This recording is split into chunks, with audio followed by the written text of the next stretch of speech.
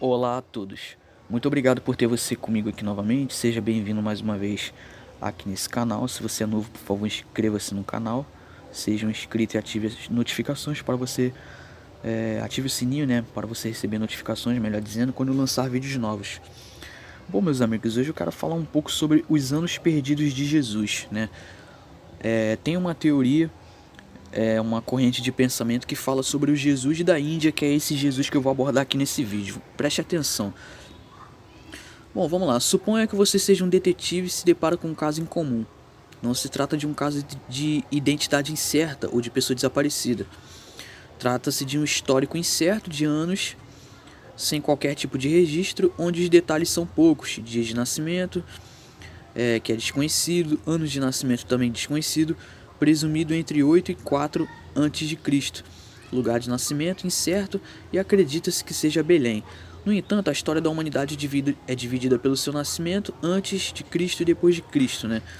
Tem essa datação como é que eu posso dizer? É uma forma de marcação do tempo, né? Deles dividirem as eras históricas, mas tem aqueles também que falam era comum e antes da era comum, né? Pode também usar o mesmo termo que dá no mesmo, tá? Bom, é assim que Edward Martin inicia a narração do seu instigante documento sobre os chamados anos perdidos da vida de Jesus, isto é, tudo o que pode ter ocorrido durante cerca de 18 anos de sua vida que simplesmente não aparecem em nenhum trecho do Novo Testamento. Bom, de fato, só há um único episódio da infância de Jesus, relatado em Lucas, capítulo 2, versículos do 42 ao 51, onde ele, garoto, então com menos de 12 anos, é encontrado pelos pais num templo de Jerusalém, conversando com rabinos mais velhos, enquanto todos os que o ouviam admiravam a sua inteligência e respostas. Logo depois, em Lucas 3, já está adulto sendo batizado por João Batista. Então, é um detalhe que a gente não encontra na Bíblia, né? Ou seja, na Bíblia só fala ali de Jesus criança, mas depois já pula para ele adulto. Ou seja, não fala da continuidade da infância, aquela fase ali da pré-adolescência para adolescência, né? Aquela fase gradual da adolescência para a maioridade e tal. Não fala, já pula logo para Jesus já adulto e depois começa a falar do seu ministério, né? E começa a falar o resto da história dele já adulto. Mas essa teoria aqui, né? Essa hipótese sobre o Jesus na Índia, né? Que tem uma corrente de pensamento que acredita que Jesus foi para a Índia depois da crucificação em tese, é uma corrente alternativa que acredito eu que muitos aqui no canal, alguns possam até ter conhecimento sobre, já ouviu falar, mas acredito que muitos aqui talvez nunca tenham ouvido falar. E o meu intuito com esse vídeo não é dizer que isso aqui é a verdade, não, eu só tô aqui passando informações e a gente tá discutindo um assunto hipotético, tá?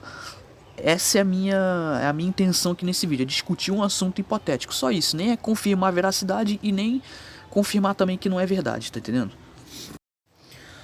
Bom, então, uma das hipóteses que se recusa a morrer acerca do que teria feito Jesus, nessas quase 2 décadas de intervalo, é a que afirma que ele rumou para a Índia, né? Uma das hipóteses é que ele foi para a Índia, onde se instruiu tanto no hinduísmo quanto no budismo, com grandes mestres, e depois retornou para reformar o judaísmo.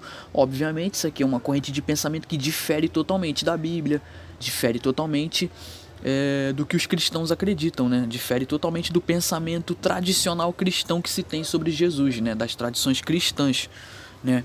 Nenhum cristão acredita nisso aqui, né? Que Jesus tenha ido para a Índia. Eu, como cristão na época que eu era cristão, que eu ainda era crente, eu também não acreditava nisso. Na verdade, nunca nem tinha ouvido falar sobre essa questão. Recentemente estudando esses assuntos assim que a gente vai dando de cara com coisas, né? Com tópicos e assuntos novos. Mas essa hipótese aqui, ela realmente é discutida e ela é considerada por várias pessoas. Mas como eu falei, eu não tô aqui nesse vídeo para confirmar se isso aqui é verdade ou não, ou se é mentira. Só tô aqui para trazer para vocês uma informação, tá?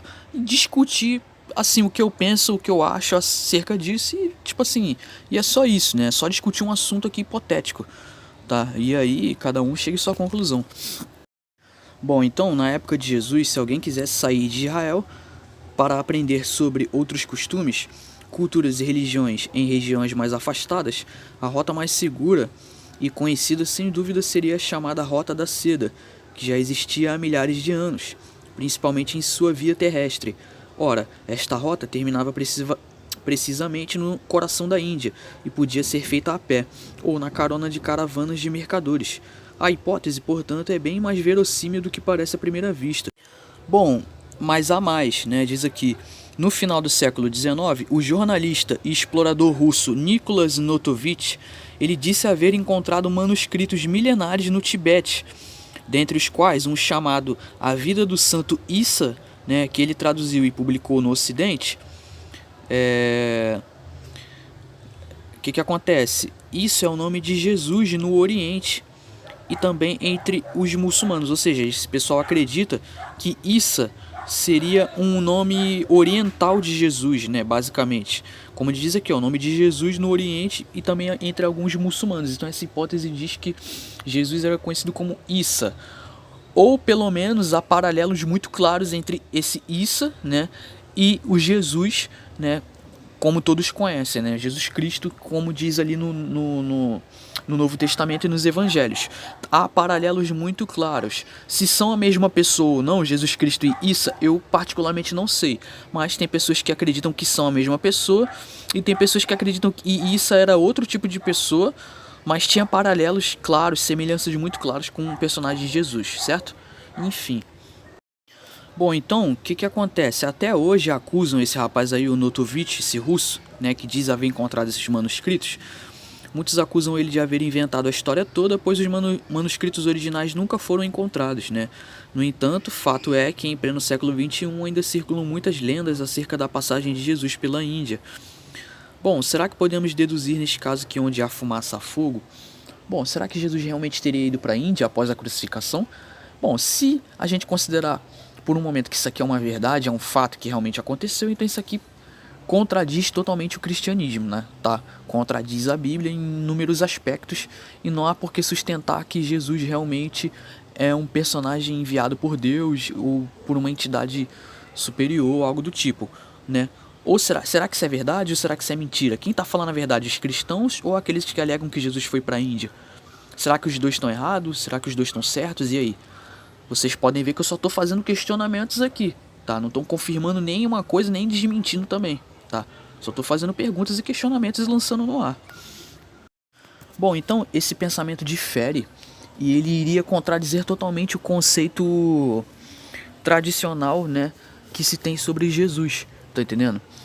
Porque Jesus é o pilar do cristianismo, tá? É a figura central do cristianismo. Então, segundo a tradição popular que se tem, Jesus, após ter sido morto, né, quando foi crucificado ali, né, quando ele estava preso na cruz, a tradição popular diz que após isso ele ascendeu aos céus, né, o espírito dele ascendeu. Bom, na verdade nem é isso que diz, na verdade diz que Jesus foi para o Sheol para pregar o evangelho no Sheol. Aí em tese dizem que Jesus pegou a chave da morte e do inferno em tese da mão do diabo, e depois, após esses 3 dias, que Jesus realmente reascendeu aos céus, né? Quando ele apareceu para os discípulos, na verdade é isso, né? Mas enfim, então isso iria contradizer, né? Esse pensamento de que Jesus, que depois que foi crucificado, sobreviveu, não chegou a morrer e foi para a Índia. Então vocês podem ver que são 2 pensamentos sobre Jesus que diferem. Qual é o verdadeiro e qual é o falso, né? Não sabemos. Apesar da grafia diferente, Jesus, Issa e Yeshua, né, que seria seu nome original em hebraico, provavelmente tinham pronúncias muito parecidas a milênios atrás. Jesus poderia ter o J pronunciado como Iê, formando algo como Yesu, nada tão distante de Yeshu. Já Issa pode ter surgido da mistura com as pronúncias árabes ou persas.